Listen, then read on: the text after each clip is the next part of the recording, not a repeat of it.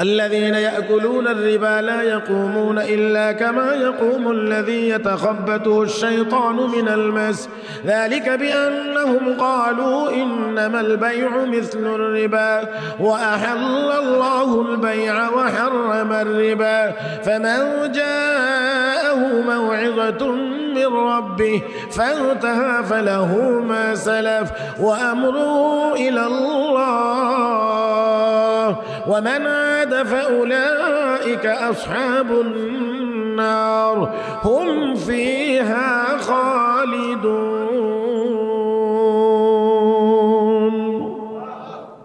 প্যারে হাজরিন তো দেখেন এই খেজুরের বিচিগুলোর উপরে তারা গবেষণা করে সিদ্ধান্ত নিয়েছে এই খেজুর মদিনার খেজুর, কাজেই মদিনা থেকে আগমনকারী মুহাম্মদের সাহাবীরা এখানে বসে খেজুর খেয়েছে, অতএব তারা আশেপাশেই কোথাও আছে। খুঁজতে খুঁজতে খুঁজতে খুঁজতে খুঁজতে খুঁজতে এক পর্যায়ে গিয়ে দেখা যায় যে সামনে 10 জনের এই ছোট্ট কাফেলা 10 জন নিরস্ত্র। তারা তো যাচ্ছেন মক্কায়, মক্কাবাসীদের খোঁজ খবর নেওয়ার জন্য তারা কোন অবস্থায় আছে, কি চিন্তা করছে। আর এই দিক দিয়ে বের হয়েছে সশস্ত্র কতজন? 200 সাহাবায়ে কেরাম টের পাইছেন, বুঝতে পারছেন বিশাল বাহিনী আমাদেরকে ধরার জন্য পিছন দিক দিয়ে আসছেন। 10 জনের এই ছোট্ট কাফেলা তারা পাহাড়ের উপরে উঠে জিহাদের জন্য 200 জনের মোকাবেলায় জিহাদের জন্য প্রস্তুত হয়ে গেছেন। ونعوذ بالله من شرور أنفسنا ومن سيئات أعمالنا من يهده الله فلا مضل له ومن يضلله فلا هادي له ونشهد أن لا إله إلا الله وحده لا شريك له ونشهد أن سيدنا وسندنا وحبيبنا ومولانا محمدا عبده ورسوله الذي أرسله بالحق بشيرا ونذيرا وداعيا إلى الله بإذنه وسراجا منيرا صلى الله تعالى عليه وعلى آله وأصحابه وبارك وسلم تسليما كثيرا. أما بعد فأعوذ بالله من الشيطان الرجيم. بسم الله الرحمن الرحيم. ومن الناس من يشري نفسه ابتغاء مرضات الله والله رؤوف بالعباد. آمنت بالله صدق الله مولانا العظيم وصدق رسوله النبي الأمي الكريم ونحن على ذلك لمن الشاهدين والشاكرين والحمد لله رب العالمين. اللهم صل على محمد وعلى آل محمد كما صليت على إبراهيم وعلى آل إبراهيم إنك حميد مجيد. اللهم بارك على محمد وعلى آل محمد كما باركت على إبراهيم وعلى آل إبراهيم إنك حميد مجيد. محترم মুসল্লিয়ান کرام, আল্লাহ রাব্বুল আলামিনের দরবারে শুকরিয়া আদায় করছি যিনি আমাদেরকে জুমার নামাজ আদায়ের উদ্দেশ্যে মসজিদে আসার বসার তৌফিক দান করেছেন। মহব্বতের সাথে সবাই পড়ি আলহামদুলিল্লাহ। পবিত্র কোরআনুল কারীমের সূরাতুল বাকারা 207 নম্বর আয়াত তিলাওয়াত করেছি। তিলাওয়াতকৃত আয়াতে কারিমার আলোকে কয়েকটি কথা আপনাদের খেদমতে আরজ করতে চাই। আল্লাহ যেন বলবার, শুনবার, বুঝবার, আমল করবার তৌফিক দান করেন। আয়াতে আল্লাহ রাব্বুল আলামিন বলেন, ওয়া মিনান নাস, কিছু মানুষ এমন আছে, মাইয়াশরি নাফসাহু ইবতিগা মারদাতিল্লাহ, যারা আল্লাহর সন্তুষ্টির জন্য নিজের জীবনটাকে বিক্রি করে দিয়েছে। তাহলে আল্লাহর সন্তুষ্টির জন্য জীবনটা বিলিয়ে দিয়েছে, জীবনকে উৎসর্গ করে দিয়েছে, জীবনকে বিক্রি করে দিয়েছে। আল্লাহ রাব্বুল আলামিন যেহেতু বলেছেন, আল্লাহর কথার ভিতরে বিন্দু পরিমাণ কোনো ভুল থাকার, মিথ্যা হওয়ার কোনো সম্ভাবনা, আল্লাহর চেয়ে মহাসত্যবাদী আর কেউ হতে পারে না। তাহলে পৃথিবীতে নিশ্চয়ই এমন কিছু মানুষ ছিলেন, এমন কিছু মানুষ এখনো আছেন, এমন কিছু মানুষ কিয়ামতের আগ পর্যন্ত থাকবেন, যারা আল্লাহর সন্তুষ্টির জন্য জীবন কোরবানি দেওয়ার জন্য প্রস্তুত। সংখ্যায় তারতম্য হবে, কখনো বেশি হবে, কখনো কম হবে, এটার হতে পারে। কিন্তু অবশ্যই কিছু মানুষ এমন ছিল, এমন আছে, এমন থাকবে। বিশ্ব নবী হাদিস শরীফে ঘোষণা করেছেন, লা ইয়াজালু তাইফাতুম মিন উম্মতি যাহিরিনা আলাল হক লা ইয়াদুররুহুম মান খাযালাহুম হাত্তা ইয়াতিয়া আমরুল্লাহ। আল্লাহর নবী বলেন, আমার উম্মতের মধ্যে একটা গ্রুপ, একটা দল সদা সর্বদা তারা পরিপূর্ণ হকের উপরে প্রতিষ্ঠিত থাকবে। সব সময় আল্লাহর নবী সীমারেখাও বলে দিয়েছেন, হাত্তা ইয়াতিয়া আমরুল্লাহ, আল্লাহর নির্দেশ তথা কিয়ামত আসা পর্যন্ত। তার মানে দল ছোট হোক বড় হোক, কম সংখ্যার হোক দল, বড় সংখ্যার হোক দল, হকের উপরে, সত্যের উপরে, পরিপূর্ণ ইসলামের উপরে নবী বলেন, আমার উম্মতের একটা দল সদা সর্বদা সুপ্রতিষ্ঠিত থাকবে।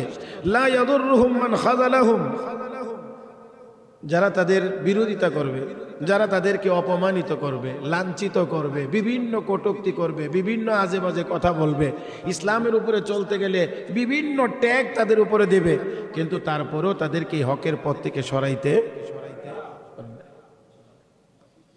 তাদেরকে সরাইতে পারবে না। এমন কিছু মানুষ কিয়ামত পর্যন্তই থাকবে। আর মনে রাখতে হবে একটি কথা, যে কিয়ামত মুমিনের উপরে আসবে না, কিয়ামত শুধুমাত্র কাফেরদের উপরে আসবে। তার মানে হলো, যতদিন মুমিন আছে ততদিন দুনিয়া আছে, যতদিন মুমিন আছে ততদিন দুনিয়া আছে। মুমিন নাই, আহা, নিজেকে চিনতেই পারলাম না যে আসলে আমরা কি জিনিস। একজন মুমিনের সৌজন্যে আল্লাহ আসমান জমিন সহ পুরা পৃথিবীর নিজাম আল্লাহ ঠিক রাখবেন, শুধু একজন মুমিনের জন্য।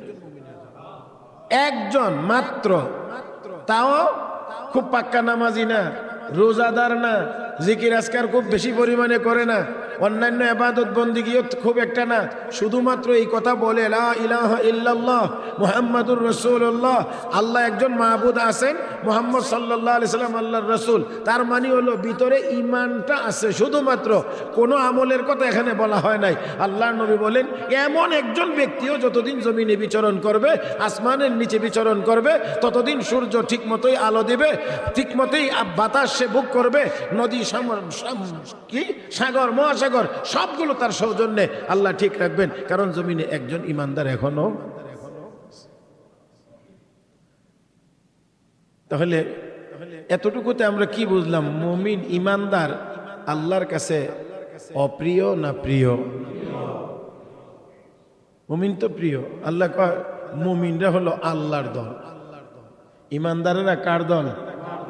হ্যাঁ, এখন এই কথাটা যদি বলি, আল্লাহ রাব্বুল আলামিন বলেন যে উলাইকা হিজবুল্লাহ, তারা হলো আল্লাহর দল, ইমানদারেরা আল্লাহর দল। তাহলে দল করলে দলের কিছু নিয়ম মানতে হয়, হ্যাঁ, না করলে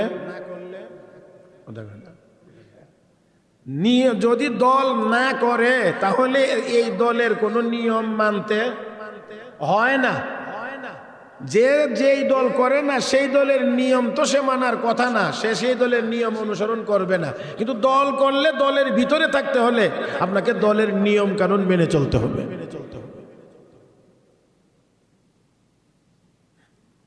এখন কথা হলো, আমরা সবসময়ই জানি দলের মধ্যেও কিছু মানুষ থাকে সক্রিয়, কিছু মানুষ থাকে নিষ্ক্রিয়, যার কারণে শীর্ষ নেতৃত্ব দেখে যে দলের মধ্যে কে সক্রিয়, মূল্যায়ন সাধারণত তাদেরকেই করা হয়। হ্যাঁ, বড় বড় পদ পদবি অন্যান্য সুযোগ সুবিধা তাদেরকেই দেওয়া হয়, তারাই পায়। নিষ্ক্রিয় হইলে এদেরকে বেশি গুরুত্ব দেওয়া হয় না। আর যদি দল থেকে দলের বিরুদ্ধে কাজ করে, দলের বিপক্ষে কথা বলে, দলের নিয়ম মানে না, তাহলে ধাপে ধাপে তাকে শেষ পর্যন্ত কি করে দেওয়া হয়? দল থেকে বহিষ্কার করে দেওয়া হয়। তো দেখেন, দলের নিয়ম না মানার কারণে ধাপে ধাপে দল থেকে বহিষ্কার হয়। আল্লাহর দল তথা ইমানদার ইসলামের ভিতরেও তাকে মুমিন হিসেবে নিয়ম কানুন মেনেই চলতে হয়। নিয়ম কানুন যদি মানে না, তাহলে সেও আস্তে আস্তে আস্তে আস্তে করে এমন হয় যে জঘন্যতম অপরাধ যদি করে দলের বিরুদ্ধে, তাকে যেমন দল থেকে বহিষ্কার করা হয়, ইসলামের নিয়মের বিরুদ্ধেও কেউ যদি জঘন্যতম কথা বলে, তাহলে তাকেও আল্লাহ কয়, আমার দলে আর তোকে আমি রাখতে পারি না, তোকে দল থেকে বহিষ্কার করলাম, তুই আর ইমানদার না। যেমন সূরাতুল বাকারার 275 নম্বর আয়াতে আল্লাহ রাব্বুল আলামিন বলেন, الذين يأكلون الربا لا يقومون إلا كما يقوم الذي يتخبطه الشيطان من المس ذلك بأنهم قالوا إنما البيع مثل الربا وأحل الله البيع وحرم الربا فمن جاءه موعظة من ربه فانتهى فله ما سلف وأمره إلى الله ومن عاد فأولئك أصحاب النار هم فيها خالدون।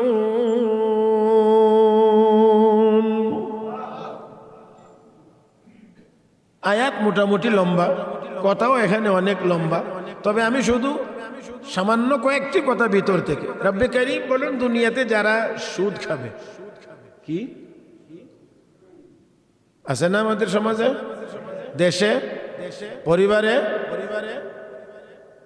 যারা সুদ খাবে, আল্লাহ রাব্বুল আলামিন বলেন হাসরের ময়দানে মাতাল অবস্থায় আল্লাহর আদালতে হাজির হবে। দুনিয়ার জীবনে জিনে ধরা রোগী, জিনে ধরলে, জিনের আসর, এটা আবার কেউ কেউ বলবেন এটা ভুয়া কথা, হ্যাঁ, কেউ কেউ একেবারে উড়াইয়া দেয়, মানে কিচ্ছু নাই। কিন্তু জিন যে আছে এটা তো কোরআনেও আছে, হাদিসেও আছে। আপনি এইভাবে একেবারে পরিষ্কার না করে দেন, এটা কেমন কথা? জিনের যে আসর হতে পারে এটাও তো প্রমাণিত। প্যারে হাজিরিন, তো জিনে আসর করলে যেমন করে সে মাতাল আবল তাবল কথা বলে, যারা সুদকুর হাসরের ময়দানে তারাও আল্লাহর আদালতে এমন মাতাল অবস্থায় আবল তাবল করার মতো অবস্থায় আল্লাহর আদালতে হাজির হবে। মনে চায় না এমন অবস্থায় হাজির হইতে আল্লাহর সামনে? কেন? আল্লাহ রাব্বুল আলামিন কারণ বলছেন, যালিকা বিআন্নাহুম ক্বালু ইন্নামাল বাইউ মিসলুর রিবা। দুনিয়াতে তারা এই কথা বলতো যে বেচা কেনা সুদের মতো, বেচা কেনা ব্যবসা কিসের মতো? সুদের মতো। আসলে বলার দরকার ছিল যে সুদ ব্যবসার মতো, কিন্তু এতটাই মাতাল যে কথা বইলা ফেলাইছে উল্টা, যে ব্যবসা সুদের মতো। কথাটা আসলে এমন না হয়ে বলার দরকার ছিল ইন্নামার রিবা মিসলুল বাই, সুদ হলো বেচা কেনা বা ব্যবসার মতো। 100 টাকা দিয়ে একটা কাপড় কিনে এনে 110 টাকা বিক্রি করলে যেমন এই মুনাফাটা যেমন হালাল, মানে যেমন তারা বুঝাইতে চায় 100 টাকা নগদ দিয়ে 100 টাকার সাথে 10 টাকা নগদ লাভ নিলে এটাও তো তেমন। বলার কথা ছিল এমন, না বললে কয় ব্যবসা বাণিজ্য হইলো সুদের মতো। তো যাক, তাহলে দেখেন এবার একটু খেয়াল করে, অথচ আল্লাহ রাব্বুল আলামিন বলেন ওয়া আহাল্লাল্লাহুল বাই'a ওয়া হাররামার রিবা, আল্লাহ ব্যবসা বাণিজ্যকে হালাল করেছেন, সুদকে আবারও বলছে, আপনারা একটু আওয়াজ করে বলবেন, আল্লাহ ব্যবসা বাণিজ্যকে কি করেছেন? সুদকে কে করেছেন? তো দয়া করে বেজার হইলে, রাগ করলে, যা কিছুই করেন না করেন ওইখানে করেন। কারণ কথাটা যেহেতু আমার না, কথাটা যেহেতু দুনিয়ার কোনো মানুষের বানানো না, কোনো আলেমের তৈরি করা না, কাবার ইমাম সাহেবের তৈরি করা না, এটা আল্লাহ রাব্বুল আলামিনের কালাম, আল্লাহর কথা। অতএব আপনার মনে যত রকমের রাগ খুব আসতে পারে সেটা ওইখানে দেখায়েন। আপনি কেন এমন কথা বললেন, তুমি এমন কথা কেন বললা, রাগ খুব ওইখানে দেখায়েন। তবে রাগ বা খুব ওইখানে দেখানোর আগে নমরুদের কথাটা একটু মনে করে নিয়েন। কিন্তু হ্যাঁ, নমরুদ ইব্রাহিম আলাইহিস সালাতু ওয়াস সালামের সাথে কোনো কিছুতে যখন কুলাইতে পারে না, তখন বলছিল সব ঝামেলাই তো হলো তুমি তোমার এক আল্লাহর কথা বলার কারণে, তা রাখো একটা ব্যবস্থা করি, তোমার আল্লাহকে মেরে ফেলবো, তোমার আল্লাহকেই মেরে ফেলবো, সব ঝামেলা শেষ। কি মনে হয় আপনাদের? মারতে পারছে তো? পারবে তো? দেখেন, দুনিয়াতে অনেক কিছু করা যায়, অনেক দাবি দাওয়াও করা যায়। ইরানে হামলার প্রথম দিনেই তাদের শীর্ষ নেতাকে মেরে ফেলছে। সেই সাথে আমেরিকা ইসরায়েলের পক্ষ থেকে এই ঘোষণাও ছিল যে ইরানের সাবেক প্রেসিডেন্ট আহমদিনেজাদ সেও মারা গেছে। অথচ খোমেনির জানাজার মধ্যে সেই মৃত ব্যক্তি 132 দিন পরে হাজির হয়ে গেল। কথা বলছেন না? জানাজাতে হাজির হয়ে গেল। তো দেখেন, নমরুদ বলল তোমার আল্লাহকে মেরে ফেলবো, তাহলে আর কোনো ঝামেলা থাকবে না। তো পরিণতি কি হইল? আল্লাহকে মারতে পারছে, তার নিজের পরিণতি ভালো হইছে। হ্যাঁ, ভালো হইছে না খারাপ হইছে? তো আপনি ওইখানে রাগ করার আগে ওই কথাটা একটু মনে করে নিয়েন যে ওইখানে রাগ দেখাইলে পরিণতি ভালো হয় না। তো আল্লাহ রাব্বুল আলামিন বলেন, আহাল্লাল্লাহুল বায়া, বেচা কেনা হালাল, হারামার রিবা, সুদ হারাম। কোনো যুক্তি এখানে নেই। আল্লাহ বলছেন হালাল, এটাই হালাল। আল্লাহ বলছেন হারাম, তারপরে আর কোনো যুক্তি চলে? কোনো জায়গাতে আপনার যুক্তি বিকল হয়ে যাবে, অচল হয়ে যাবে, কিন্তু আল্লাহর কথাই সঠিক থাকবে। আল্লাহ বলছেন ব্যবসা হালাল, তো ব্যবসা হালাল, ব্যবসার মুনাফাও হালাল। আল্লাহ বলছেন সুদ হারাম, অতএব তার যাবতীয় অংশ কম হইলেও হারাম, বেশি হইলেও সবটাই হারাম। আমি আমার কথা যেহেতু এখানে না, সেই জন্য আমি এখানে আর কথা না বাড়িয়ে সামনের দিকে যাইতে চাই। তো আল্লাহ রাব্বুল আলামিন বলছেন ব্যবসা হালাল, সুদ হারাম, অতএব হারাম হিসেবে মেনে নেওয়াটাই হলো মুমিনের কাজ। এখন কেউ যদি বলে যে ব্যবসার মুনাফা যদি হালাল হয়, সুদের মুনাফা হারাম হবে কেন? আমি আবারও বলছি, কেউ যদি বলে ব্যবসার মুনাফা লভ্যাংশ যদি হালাল হয়, তাহলে সুদের মুনাফা হারাম হবে কেন? তাহলে বোঝা গেল সে আল্লাহর হুকুমের বিরুদ্ধে ওকালতি করার জন্য মাঠে নামছে। হ্যাঁ, আল্লাহ রাব্বুল আলামিনের হুকুমের বিরুদ্ধে ওকালতি বা যুক্তি দেখায়া এটাকে বৈধ করার মিশন নিয়ে মাঠে নামছে। এখন কথা হলো, আয়াতের ব্যাখ্যায় মুফাসসিরিনে কেরাম এবং ফুকাহায়ে কেরাম বলেছেন সুদ আল্লাহ হারাম করেছেন। কোনো মানুষ যদি হারামকে হারাম জেনে হারাম স্বীকার করে, এই কথা বলে যে হ্যাঁ সুদ খাওয়া হারাম, তারপরও আমি খাইতেছি, এটা হারাম খাইতেছি, সুদ হারাম, আমি সুদের সাথে জড়িত, আমিও হারামই খাইতেছি, তাহলে কিতাবে বলে যে তার গুনাহ হবে কিন্তু ঈমান বাঁচবে, কারণ সে সুদকে সুদ বলে স্বীকার করছে। এই কারণে তার ঈমান বাঁচবে। ইমান থাকবে, গুনাহগার হবে। কিন্তু যদি কেউ সুদের বিপক্ষে অবস্থান নিয়ে যুক্তি পেশ করে সুদকে বৈধ করার চেষ্টা করে, আল্লাহ রাব্বুল আলামিন বলেন তখন তার ভিতরে আর ইমানের কোনো অংশ বাকি থাকে না। আল্লাহ কয় সে আমার দলেও থাকতে পারে না। ফাউলাইকা আসহাবুন নার হুম ফিহা খালিদুন।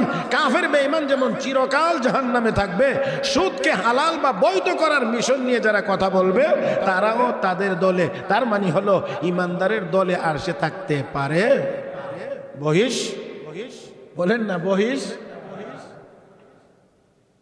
তাহলে বোঝা গেল আপনি যেমন দুনিয়ার জীবনে কোনো দল করলে দলের নিয়ম কানুন মেনে চলতে হয়। দলের নিয়মের ভিতরে কিছু নিয়ম থাকে সবল, মানে এগুলি বাধ্যতামূলক, কিছু থাকে নরমাল। এগুলোর একটু ব্যতিক্রম হইলেও দল থেকে বহিষ্কার করা হয় না।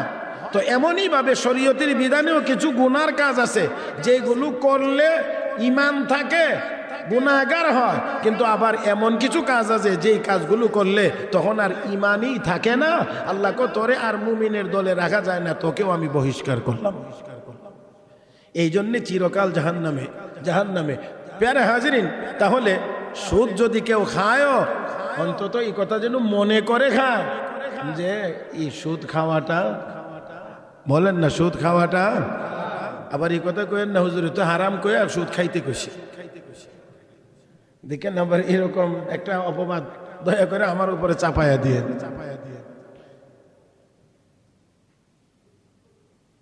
রাহমাতুল্লিল আলামিন হাদিস শরীফে ঘোষণা করেছেন একজন মানুষ জেনে বুঝে সুদ জানার পরেও যদি 1 দিরহাম পরিমাণ কোন মানুষ যদি সুদ খায়, রহমতের নবী বলেন, আমি নবীর কথাটা শুধু বলছি, না হলে এই কথাটা বলাটা মনে হয় মানে অত্যন্ত জঘন্য কথা।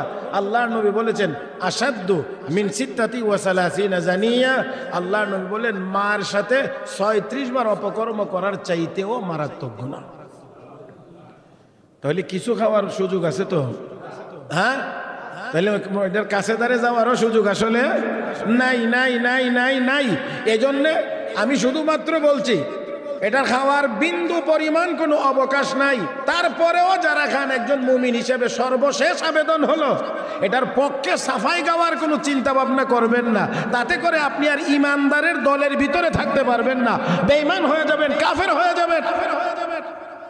তারপরেও যারা খাচ্ছেন তারা যেন অন্তত এটাকে হারাম মনে করে খায়, তাতে করে অন্তত ইমানদারের ইমানটা বাঁচবে।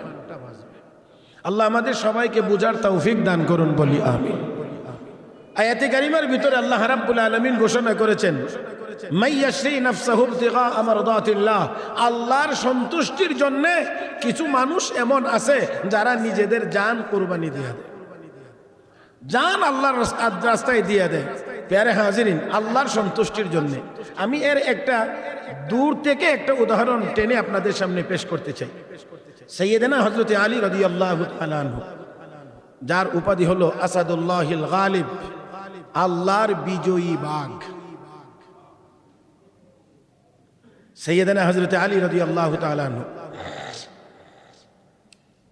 তিনি এক যুদ্ধরত অবস্থায় এক কাফেরকে পরাজিত করে তার বুকের উপরে চেপে বসেছে। ওই মানুষটি ওই মুহূর্তে চিন্তা করে দেখলো এখন তো আমার জীবন শেষ, আমি ধরাশায়ী হয়ে গেছি, এখন আমাকে হত্যা করবে। প্রতিশোধ নেওয়ার মতো সুযোগ তো আর আমার কাছে কখনোই আসবে না, কারণ আমি তো দুনিয়া থেকে চলে যাচ্ছি। তো কি করতে পারি সর্বশেষ এই জীবনের শেষ মুহূর্তে প্রতিশোধমূলক কি ব্যবস্থা নিয়ে যাইতে পারি, সেই চিন্তা ভাবনা করে এই দুষ্ট হযরত আলী রাদিয়াল্লাহু তাআলা আনহুর চেহারার মধ্যে থুতু মারছে। বর্তমান এই আধুনিক যুগের সামরিক বিশেষজ্ঞরা একটু ব্যাখ্যা করেন তো এই মুহূর্তে আপনি কি করবেন, আমি আর আপনি কি করব যদি এমন একটা হয় যে আপনি একেবারেই শেষ মুহূর্তে তাকে ধরেছেন, তাকে ধরাশায়ী করেছেন, হত্যা করবেন। এমন সময়ে যদি আপনার চেহারার মধ্যে সে থুথু মারে তাহলে তখন আপনি কি করবেন? তা আমার মনে হয় হত্যা ত্বরান্বিত করাটা এটা তার জন্য আরামদায়ক। আমার মনে হয় যত কষ্ট দিয়ে তাকে হত্যা করা যায় সেই ব্যবস্থা গ্রহণ করা হবে। যে তুই আমাকে করলি কি, তুই আমার চেহারার মধ্যে থুতু মারলে। কিন্তু সাইয়েদেনা হযরত আলী রাদিয়াল্লাহু তাআলা আনহু এই মুহূর্তেই তাকে ছেড়ে দিলেন, তার উপরে আর কোনো হামলা করলেন না। বলেন তো, শত্রুকে এই মুহূর্তে ছেড়ে দিলে বিপদের কিছু আশঙ্কা হয় না? বিপদের কিছু আশঙ্কা। হযরত আলী রাদিয়াল্লাহু তাআলা আনহু যখন ছেড়ে দিলেন, তখন ওই লোকটা উঠে দাঁড়ায় আশ্চর্য বোধ করতে লাগছে। জিজ্ঞেস করলো, আলী, বুঝতে পারলাম না কিছু। আমি তো তোমার হত্যার শিকার হতে যাচ্ছি, এই কারণে ভাবলাম আর তো প্রতিশোধ জীবনে কোনোদিন নিতে পারবো না, তাই অন্তত একটুকু প্রতিশোধ নিয়ে যায় যে তোমার চেহারার মধ্যে ঘৃণা ভরে আমি একটু থুতু মারলাম। তো তুমি তো আমাকে আরো বেশি আঘাত করে বা কষ্ট দিয়ে আমাকে মারবার কথা ছিল, যুক্তি তো এটাই বলে, কিন্তু তুমি যে আমাকে ছেড়ে দিলা তার কারণটা তো আমার বুঝে আসেনি। সাইয়েদেনা হযরত আলী রাদিয়াল্লাহু তাআলা আনহু কি জবাব দিয়েছিলেন হয়তোবা শুনেছি, কিন্তু স্মরণ রাখতে পারি নাই। হয়তোবা শুনেছি, কিন্তু তার মর্মটা পুরোপুরি উপলব্ধি করতে পারি নাই। হয়তোবা আমি জীবনে অনেকবার বলেছি, কিন্তু তারপরেও হয়তো শতভাগ উপলব্ধি করতে পারি নাই। সাইয়েদেনা হযরত আলী রাদিয়াল্লাহু তাআলা আনহু বললেন, ও আল্লাহর বান্দা শোনো, আমি এতক্ষণ যুদ্ধ করতেছিলাম, জিহাদ করতেছিলাম একমাত্র আল্লাহর সন্তুষ্টির জন্য। আমার ব্যক্তিগত কোনো রাগ অনুরাগের বশবর্তী হয়ে আমি তোমার উপরে হামলা চালাই নাই। শুধুমাত্র আমার আল্লাহর নির্দেশ পালন ছিল, কাফেরদের বিরুদ্ধে জিহাদ করো। আমি সেই আল্লাহর নির্দেশ পালনে আল্লাহর সন্তুষ্টির জন্যই তোমার উপরে হামলা করেছিলাম। কিন্তু যখন তুমি আমাকে এই চূড়ান্ত পর্যায়ে গিয়ে আমার চেহারার মধ্যে থুতু মারছো, তখন আমার শরীরে ব্যক্তিগত রাগ মিশে গেছে, রাগ বেশি এসে গেছে। এখন এই রাগটা এটা আমার ব্যক্তিগত রাগ। তুমি আমার চেহারার মধ্যে থুতু মারছো, এই কারণে আমার শরীরের মধ্যে যে রাগটা উঠছে, এই রাগটা হলো আমার নিজস্ব রাগ। এখন এই নিজস্ব রাগের বশবর্তী হয়ে আমি যদি তোমাকে হত্যা করি, না জানি আল্লাহর দরবারে দাঁড়ায় আমাকে জবাবদিহি করতে হয়, এই জন্য তোমাকে ছেড়ে দিয়েছি।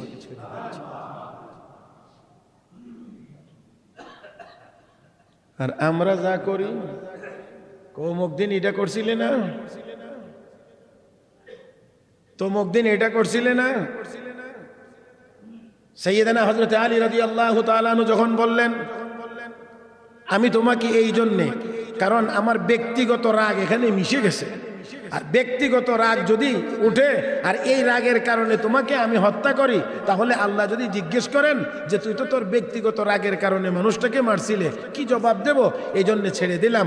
হযরত আলী কথা বলার সাথে সাথেই ওই লোকটার মধ্যে আসমান জমিনের পার্থক্য দেখা দিতে শুরু করেছে। সাথে সাথে লোকটা ডাক দিয়ে কয়, এত সুন্দর কথা শিখলা কোথায়?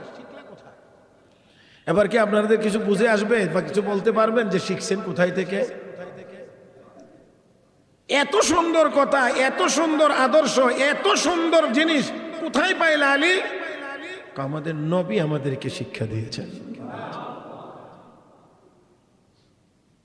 বলেন দেখি, সেই নবীর সাথে, সেই নবীর জীবনীর সাথে, সেই নবীর আনিত ইসলামের সাথে, সেই নবীর উপরে নাজিল হওয়া কোরআনের সাথে, সেই নবীর জবান নিঃসৃত হাদিসের সাথে সন্ত্রাসের কোনো সম্পর্ক থাকতে পারে? যত আস্তে বলবেন ঈমান তত দুর্বল হবে। এই জাতীয় এইরকম জায়গাতে যত আস্তে বলবেন, এটা ঈমানের দুর্বলতার আলামত। সেই নবীর সাথে সন্ত্রাসের বিন্দু পরিমাণ কোনো সম্পর্ক থাকতে পারে?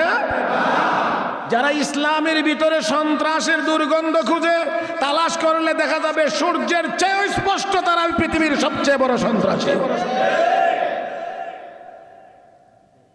মুহতারাম হাজিরিন, লোকটি তখন বলতে শুরু করেছে, ভাই আলী, যেই নবীর আদর্শ এত সুন্দর, যেই নবীর আদর্শে আদর্শবান হয়ে জানের শত্রুকেও শুধুমাত্র আল্লাহ অসন্তুষ্ট হয়ে যায় কিনা, আল্লাহর সামনে দাঁড়িয়ে জবাব দেব কেমন করে, এই চিন্তা থেকে জানের শত্রুকেও ছেড়ে দাও।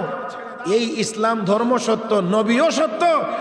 এই জন্যে আমিও আর এই ধর্মের বাহিরে থাকতে চাই না। আমাকে কালেমা পড়ায় মুসলমান বানায় দাও। আল্লাহ আমাদের সবাইকে বুঝার তৌফিক দান করুন। আল্লাহ রাব্বুল আলামিন বলেন, ومن الناس من يشري نفسه ابتغاء مرضات الله والله رؤوف بالعباد।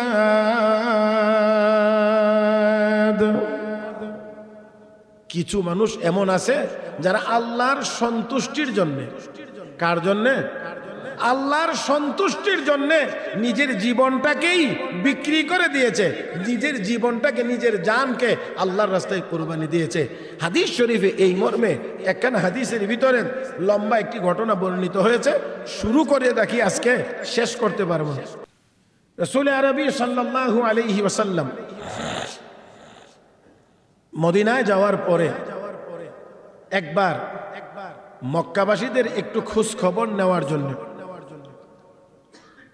হযরত আসিম ইবনে সাবিত রাদিয়াল্লাহু তাআলা আনহু ওনার নেতৃত্বে 10 জন সাহাবীকে মক্কায় প্রেরণ করেছিলেন মক্কাবাসীদের আভ্যন্তরীণ খোঁজ খবর নেওয়ার জন্য। তারা ইসলামের বিরুদ্ধে কি কি কি কি চিন্তা ভাবনা করতেছে, এরকম কিছু খোঁজ খবর নেওয়ার জন্যে 10 জন সাহাবীকে আল্লাহর নবী মক্কার দিকে প্রেরণ করেছিলেন।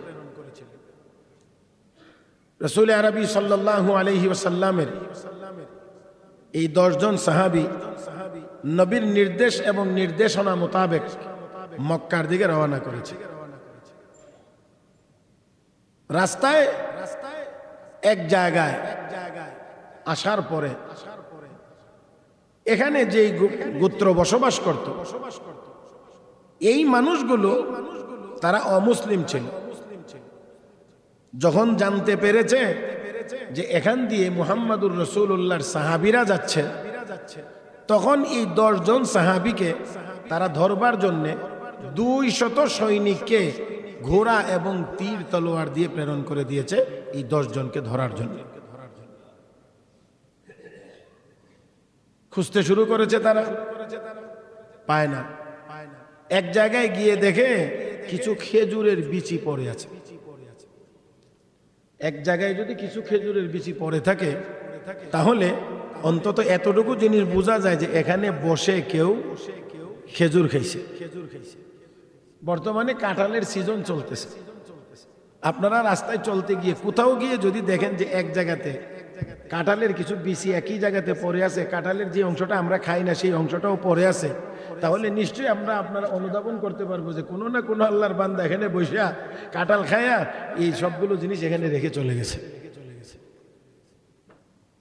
তো ওই বিচিগুলোর উপরে তারা গবেষণা শুরু করছে। এই খেজুরের বিচিগুলো ভালো করে দেখে তারা বলতে আছে, বিচি দেখে মনে হচ্ছে এটা অন্য কোনো জায়গার খেজুরের বিচি না, এটা মনে হয় মদিনার খেজুরের বিচি।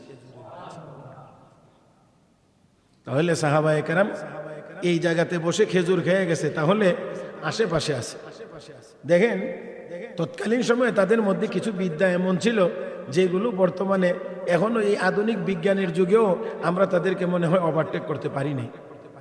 রাসূল আরবি সাল্লাল্লাহু আলাইহি ওয়াসাল্লাম সাইয়েদানা হযরত আবু বকর সিদ্দিক রাদিয়াল্লাহু তাআলা আনহুকে নিয়ে পাহাড়ের গুহায় উঠেছিলেন রাতের অন্ধকারে।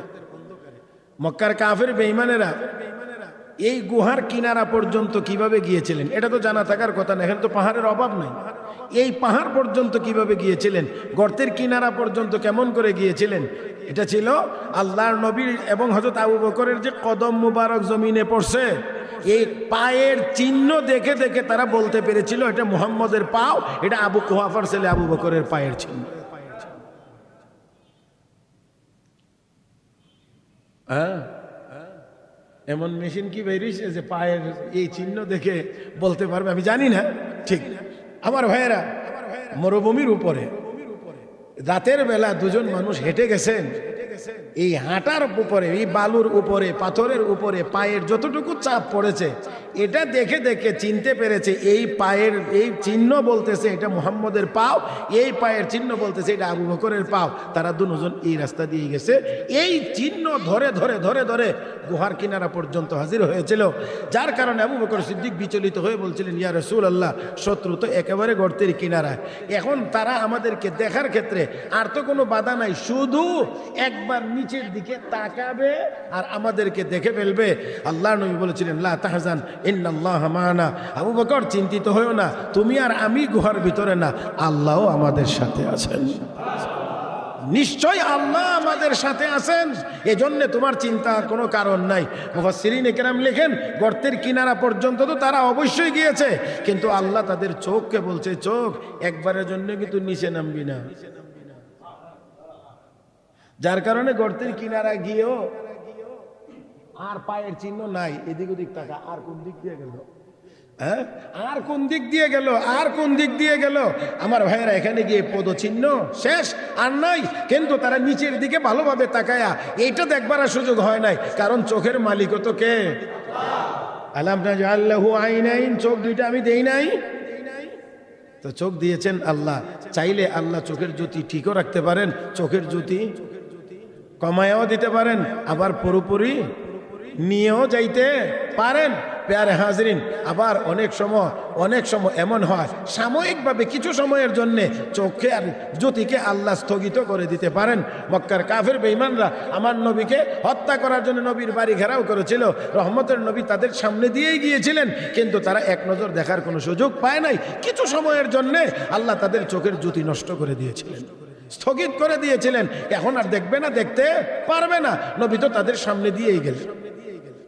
প্যারে হাজরিন, তো দেখেন এই খেজুরের বিচিগুলোর উপরে তারা গবেষণা করে সিদ্ধান্ত নিয়েছে এই খেজুর মদিনার খেজুর, কাজেই মদিনা থেকে আগমনকারী মুহাম্মদের সাহাবীরা এখানে বসে খেজুর খেয়েছে, অতএব তারা আশেপাশেই কোথাও আছে। খুঁজতে খুঁজতে খুঁজতে খুঁজতে খুঁজতে খুঁজতে এক পর্যায়ে গিয়ে দেখা যায় যে সামনে 10 জনের এই ছোট্ট কাফেলা 10 জন নিরস্ত্র, তারা তো যাচ্ছেন মক্কাবাসীদের খোঁজ খবর নেওয়ার জন্য। তারা কোন অবস্থায় আছে, কি চিন্তা করছে, আর এই দিক দিয়ে বের হয়েছে সশস্ত্র কতজন? 200।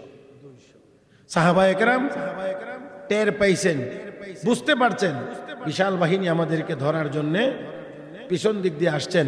10 জনের এই ছোট্ট কাফেলা তারা পাহাড়ের উপরে উঠে জিহাদের জন্য 200 জনের মোকাবেলায় জিহাদের জন্য প্রস্তুত হয়ে গেছেন। ঘড়ির কাঁটা যেহেতু আর সময় আমাকে দেয় না, এই জন্যে এই পাহাড়ের উপরে 10 জন আর পাহাড়ের নিচে 200 জন, উপরের 10 জন নিরস্ত্র আর নিচের 200 জন সশস্ত্র। অতএব বাকি কথাগুলো শুনবার জন্য একটু অপেক্ষাই করতে হবে। আমি বলছিলাম এই যে শুরু করা যাবে, শেষ করা যাবে না, এই জন্যে এতটুকু পর্যন্ত থাক। ইনশাআল্লাহ আল্লাহ হায়াতে রাখলে আগামী জুমায় বাকি অংশটুকু আলোচনা হবে।